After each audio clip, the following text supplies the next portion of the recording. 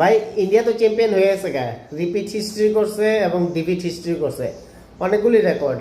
পরপর total 3বার world championship হয়েছে, অর্থাৎ টি-20 ওয়ার্ল্ড কাপ চ্যাম্পিয়ন হয়েছে লাগাতার 2বার। কোনো হোম নেশন টি-20 ওয়ার্ল্ড কাপ চ্যাম্পিয়ন হয়েছে, যেটা এর আগে হয়েছিল না। ব্যাক টু ব্যাক চ্যাম্পিয়ন হয়েছে, যেটা এর আগে হয়েছিল না।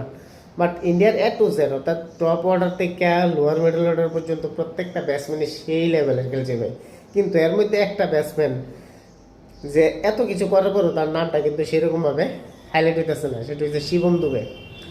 গতকালকে 8 বলে যে 26 রান ইনিংসটা খেলছে।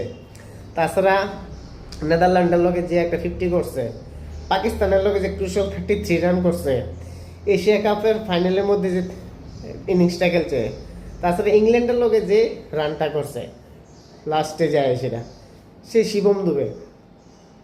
সে কিন্তু ভারতের এই ওয়ার্ল্ড কাপ জেতার লাগে গুরুত্বপূর্ণ একটা ভূমিকা পালন করছে লোয়ার মিডল অর্ডারের মধ্যে।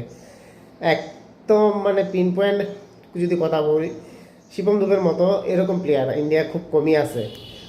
ব্যাটিং অর্ডার যদিও আপস অ্যান্ড ডাউনস হয়েছে, সূর্যকুমার যাদব কোনোদিন 4 নম্বরে খেলছে, কোনোদিন 3 নম্বরে খেলছে, তিলক বর্মা 3 নম্বরে খেলছে, আবার 5 নম্বরে খেলছে, হার্দিক পান্ডিয়ারে প্রমোট করাইছে, শিবম দুবেরে প্রমোট করছে।